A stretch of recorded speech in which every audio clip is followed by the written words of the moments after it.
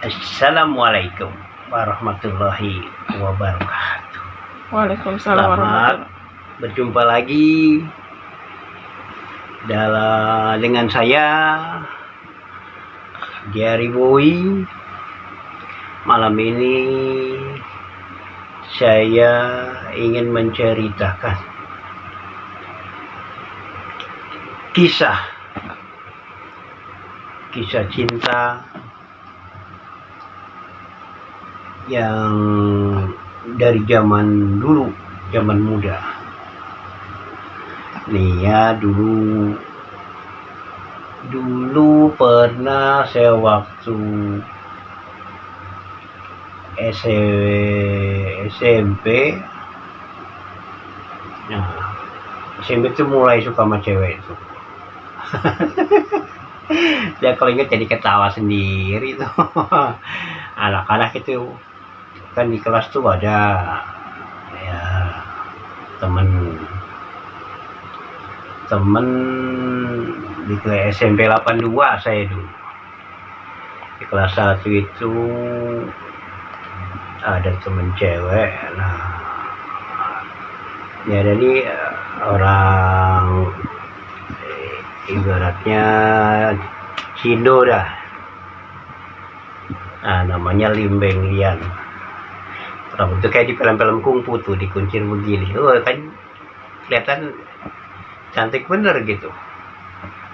Anak-anak itu pada taruhan ngumpulin duit. Lu berani nggak nyium dia, kata gitu. Kalau berani nih goceng buat lu. Wah, zaman dulu kita SMP duit goceng udah gede banget. Ya bener nih, iya, tapi lu berani nggak, kata gitu. Akhirnya gua nekat-nekatin tuh. Dia lagi duduk, terus gua bilang, Lim, no, siapa tuh, kata lu. Dia nengok sono, kan nggak ngeliat aku tuh. Aku pegang pipinya, aku cium. Terus aku kabur tahu nggak, anak-anak kelas tuplok tangan, aku dikejar-kejar sama dia. Sampai aku kabur keluar kelas dikejar, ya kayak Tom and Jerry. Saya melarikan diri dikejar-kejar, akhirnya sampai lari ke halaman belakang. Gotnya sialnya pintu yang nyambung ke sana dikunci. Gue nggak bisa lari, dia udah megang sapu. Kamu kurang ajar, berani nyium aku ya? Siapa yang ngajarin? Aku dikebukin pakai sapu lidi. Waduh, ampun. Ampun. Ini disuruh anak-anak taruhan, aku bilang gitu. Taruhan apaan? Ini dikasih duit jadi berani nggak nyium lu, ya bilang gitu. Terus ya udah, gua nekat nyium lu, bilang dong, kata gitu. Kalau bilang kita bisa atur skenario, katanya, duitnya bagi dua, dia bilang. Itu waktu SMP. Kelas 2 misa kelas. Gue udah nggak berani godain dia lagi tuh. Nah di kelas 2 itu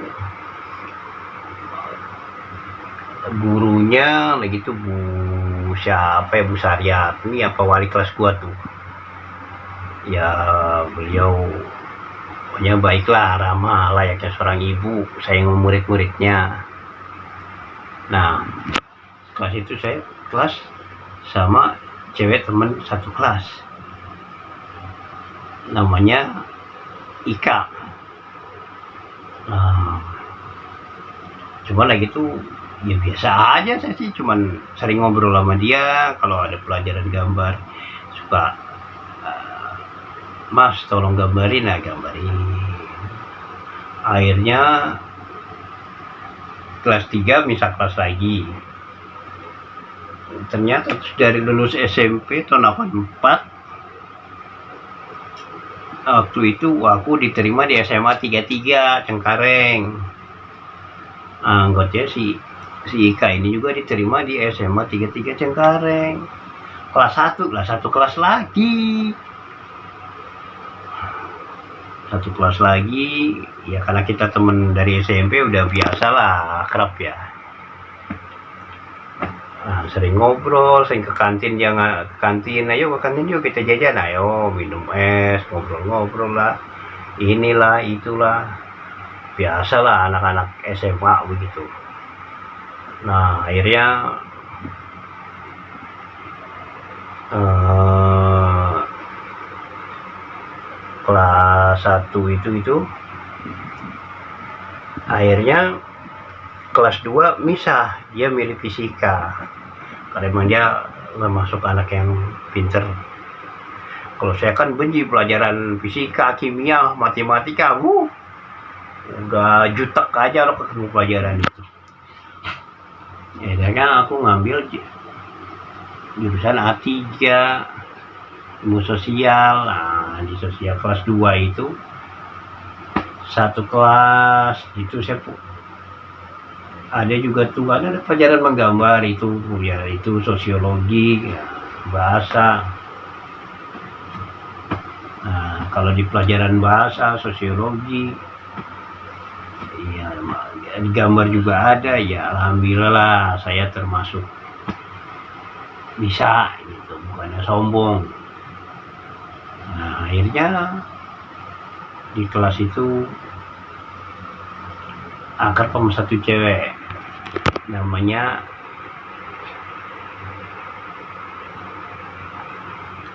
Emilia Agustina, orangnya pakai kacamata. Namanya keren amat. Iya, orangnya sebenarnya cakep, rambutnya panjang segini nih. Sering kalau pelajaran sosiologi ada tugas-tugas suka, Mas Bo, ini apa jawabannya? Saya bantuin. Tapi ya karena teman ya saya bantuin gambar, dia nggak bisa, ini saya nggak bisa gambar, udah sini saya yang gambarin. Dilalahnya waktu itu saya tuh suka sama seseorang, sebut aja namanya Sari.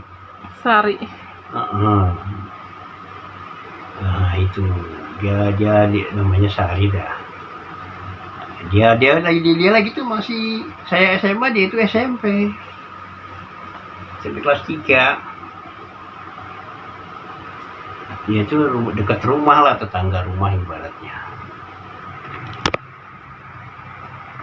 Nah kan juga dia sering minta tolong gambarin segala macem. Nah itu lama terus dia pindah rumah. Waduh, aku rasa gimana ya, akhirnya aku samperin ke rumahnya tuh, daerah Cengkareng sono. Kalau itu main ke sono hari Sabtu sore apa Minggu sore, kadang Minggu pagi main ke sana. Ya nemenin dia aja, cuman dia itu orangnya sibuk belajar mulu, nggak ada waktu buat lain-lain, waktunya buat belajar. Dia itu kayak si itu loh, bintang film Jepang apalah gitu. Aduh, apa ya, lupa saya, yang film di serial Indosiar tuh, yang rambutnya segini. Film apa sih yang berarti itu, pokoknya bukan film Satria Baja Hitam, bukan Satria Baja Hitam, itu film percintaan. Pas kapan gitu ya, ada kali setahun 2 tahun situ. Nah sampai dia itu tuh akhirnya kuliah, saya masih suka main ke rumahnya.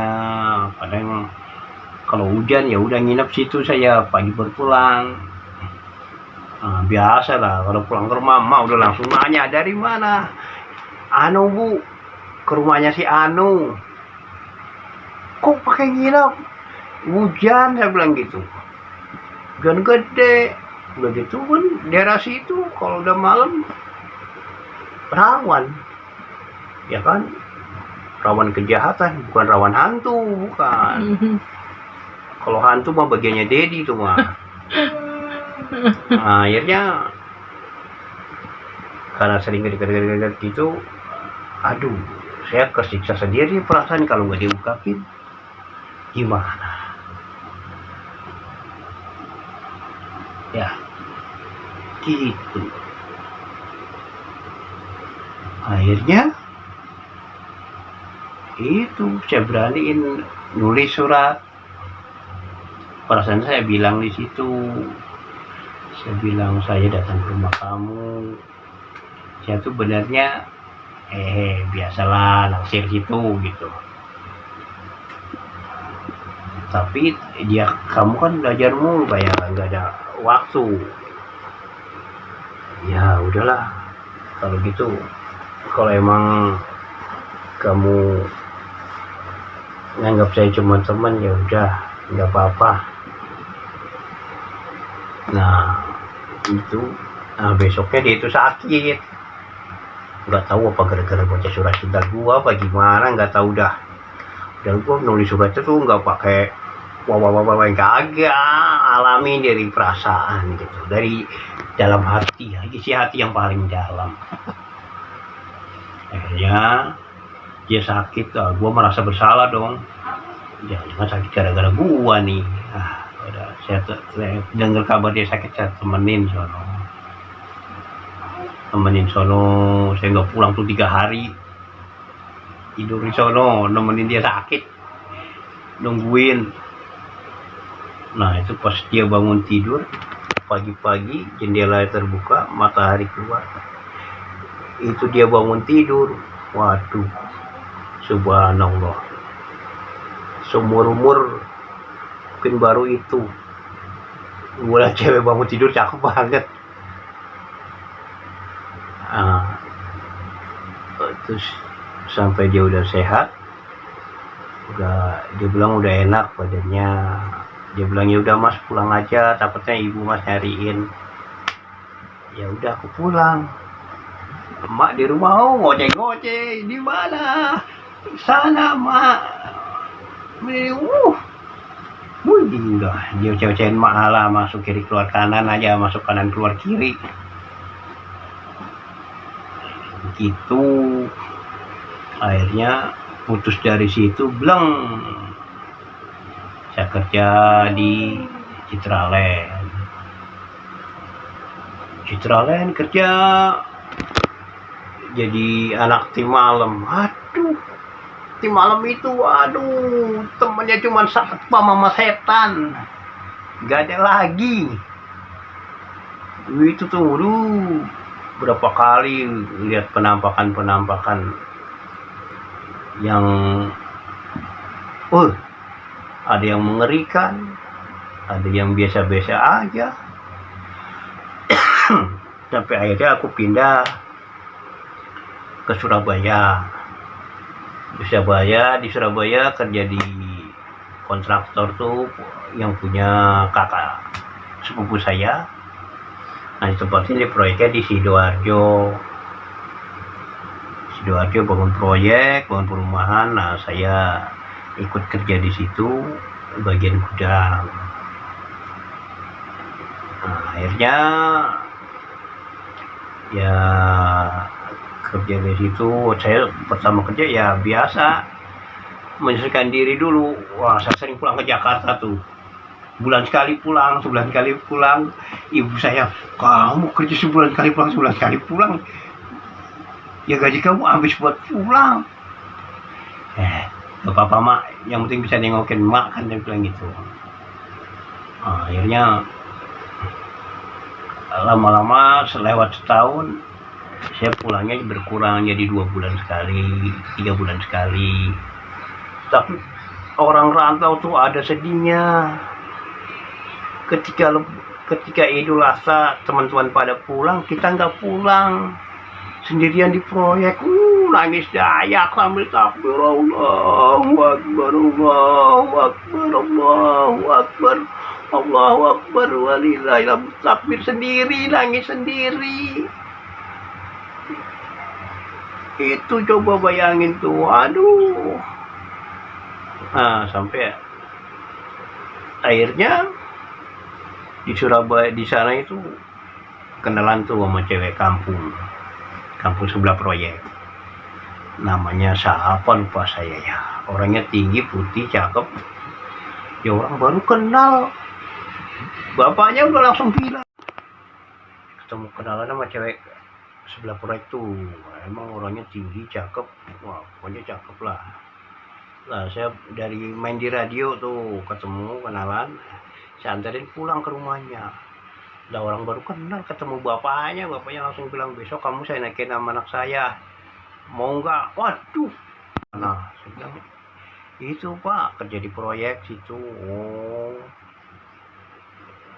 Terus ini ya nganterin ini tadi dari itu stasiun radio ketemu di sono. Oh. Terus bapaknya langsung gimana kalau besok kamu saya nikahin sama anak saya. Waduh. Tak dulu.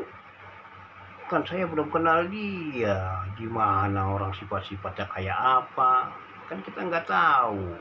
So, langsung suriganya saya nggak mau lah. Bilang Pak, nggak. Saya kalau suruh langsung gitu nggak mau ya minta waktu lah Pak sebulan biar saya pendekatan dulu. Belum tahu wataknya dia gimana. Dia juga kan belum tahu sifat saya gimana. Biar saling memahami lah kalau udah penuh baru. Wah nggak bisa besok. Wah ya saya nggak mau begitu. Ya udah akhirnya ya begitu. Nah akhirnya udah dari situ 3 tahun tuh saya kerja di Surabaya. Akhirnya saya balik ke Jakarta, kerja di Polsek. Nah, kerja di Polsek Tanjung Duren tuh. Kerja di Polsek Tanjung Duren. Nah, ini teman saya udah ngasih tahu begini. Oh, lu siap-siap aja tabung kumpulin. Emang kenapa? Bentar lagi lu nikah lu kayak gitu. Wah, gue bingung. Nikah pacar aja gak gablek. Nikah sama siapa? Emang suruh tanya sama rumput yang bergoyang? Kan gak mungkin. Rumput gua tanya diem aja. Kambing apa lagi mbak jawabnya. Nah, akhirnya tuh kerja biasa lah. Saya ketemu teman saya lagi tuh, dia ngomong lu udah sering ketemu sama orangnya tingginya sekian, orangnya cakep, kulitnya putih, rumahnya antara Tegal Pemalang. Dia bilang begitu. Bapaknya tukang batu. Saya tuh bingung. Bapaknya tukang batu. Batu apa? Ya pokoknya tukang batu lah. Tegal Pemalang mana? Ya pokoknya antara situ. Tegal Pemalang. Wes, Raiso banyak ngomong. Dia bilang begitu. Lah kan dalam hati penasaran. Tiap pulang kerja kan jalan kaki tuh. Dari Polsek ke rumah. Kalau itu jalan kerja ketemu cewek. Gue liatin apa yang sering ketemu ini. Wah, tidak mungkin. Terus ketemu ini. Wah, tidak mungkin. Ketemu lagi no. Wah, tidak mungkin. Bukan itu. Nah, pas ini kebetulan pas lebaran kalau nggak salah, pas lebaran teman saya itu nyuruh ini masuk habis sholat id cuci kaki ibumu, terus airnya lu minum, paruannya campurin di ember buat mandi, terus lu ntar sungkem sama ibu lu minta apa yang lu minta. minta sama Allah, tapi lu lagi sungkem sama ibu lo, minta doain. Oh bener tuh, bikin kaki emak, wah udah air mata berlinang-linang. Udah mah, ampunin dosa-dosa saya mah, saya banyak salah mah. Mah, ampunin ya mah, doain mah. Ibu juga umur harus cepet ketemu jodoh mah. Iya Ger, ibu selalu doakan buat kamu. Aduh emang seorang ibu tuh aduh. Akhirnya saya dielus-elus kepalanya, udah kayak lagu Iwan Fals tuh. Ingin ku dekap dan menangis di pangkuanmu, Pak. Bener itu kayak begitu. Akhirnya selesai dari itu, sama temen saya dulu suruh sholat itu sholat 2 rakaat. Udah habis sholat wiridan. Tahu nggak teman saya bilang apa? Nggak lama lu ketemu. Ya akhirnya kebetulan tuh di polsek ada yang jualan tuh. Jualan pakai gerobak jualan nasi. Adiknya dari Jawa tuh baru datang bantuin. Gua iseng tuh lagi tuh, Neng mau jadi pacar abang nggak? Abang udah punya pacar. Wah, kata siapa? Orang abang masih jomblo gitu, jomblo kuadrat, saya bilang gitu. Nggak percaya, nggak percaya. Coba dah kalau nggak percaya tanya loh. Tanya sama temen abang no, si botak Asep, maksud saya tuh Asep Jong. Ditanya Asep Jong, akhirnya dia belum ngasih jawaban tuh. Terus saya di aula lantai 3, lagi istirahat pesan kopi, teriak dari atas, Neng anterin kopi. Kopi apaan? Kopi kapal perang. Wah, akhirnya diantarin tuh kopi kapal api. Kopi kapal api diantar ke atas. Akhirnya kan dia mau langsung turun, saya bilang jangan dulu, duduk sini. Sama temen saya si Asep tuh dibilangin, iya Neng, ini mah masih jomblo murni katanya gitu. Masih jomblo murni nih. Belum punya pacar yang bener. Yang bener Bang Asep, bener dah, berani sumpah gua disambar geledek, dia bilang gitu. Si Asep berani sumpah sambar geledek, gua aja nggak berani sambar geledek, angus ntar. Akhirnya ya udah, kita jalanin dulu. Mulai dah kisah Romeo and Juliet. Wah, kalau pulang kerja nih malam gue pakai sepeda dah, gue sepeda, parkir di parkiran, kis, apelin dah si Yayang, halo Yayang, si Mas udah datang. Udah akhirnya temenin dia sambil dagang, saya juga bantuin dagang sambil sediain kopi. Dan saya bawa makan kesukaan dia tuh, gorengan kulit ayam. Itu kenapa tuh kulit gorengan itu kalau beli di apa kayak Sabana yang perecikan gitu kan pasti ada kulit ayam tuh. Itu kesukaan dia tuh, berdua makan. Kerok aduh, indah banget itu. Banyak orang lewat anggap aja itu buaya pada lewat.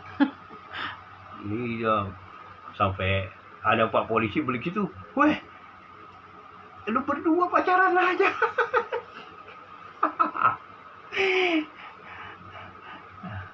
Akhirnya sehari 2 hari, akhirnya saya pacaran cuma 2 bulan. 2 bulan. Iya 2 bulan. 2 bulan akhirnya saya beranikan diri.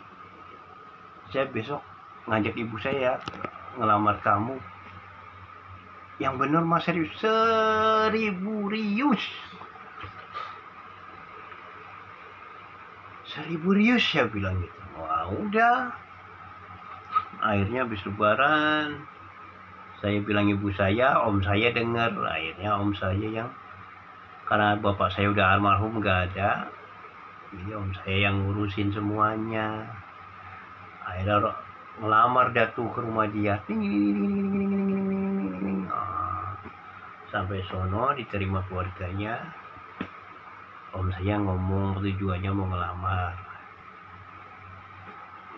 Udah akhirnya lamarannya diterima. Alhamdulillah Gusti Allah paringi kula jodoh sing apik gitu. Akhirnya udah, terus habis Idul Adha langsung dah acaranya kita nikahan. Alhamdulillah nyampe sekarang. Kita bahagia, susah, senang, ya jalanin berdua. Amin. Tadinya juga saya mau nikah takut, jujur. Demi Allah. Saya bilang, saya kerjanya cuman begini. Gajinya segini. Ngidupin anak orang. Apa bisa? Nah, saya ketemu sama ustadz saya tuh. Saya tanya, Pak Ustadz, saya mau nikah. Tapi kerjaan saya gajinya cuman segini. Dia bilang, oh kalau mau nikah itu kan tujuannya ibadah baik, jangan takut. Kalau engkau tidak mampu, Allah akan memampukan kamu. Allah udah tahu kamu hidup berdua, pasti dikasih rezekinya berdua. Itu nama akhirnya saya yakin akhirnya ya udah jalanin. Ya alhamdulillah sampai sekarang berjalan, kami pun bahagia walaupun hidupnya ya sederhana lah, rumah juga masih ngontrak gitu. Jadi ya itulah kisah cinta saya sampai sekarang, masih dengan setia bersama Ayang Embeb. Sekian cerita dari saya. Terima kasih untuk rekan-rekan yang sudah menonton YouTube Jari Bowie. Dan juga terima kasih yang sudah men-subscribe, dan juga yang men-share. Semoga kebaikan kalian Allah lah yang akan membalas semuanya dengan beribu-ribu kebaikan. Sekali lagi terima kasih. Wassalamualaikum warahmatullahi wabarakatuh.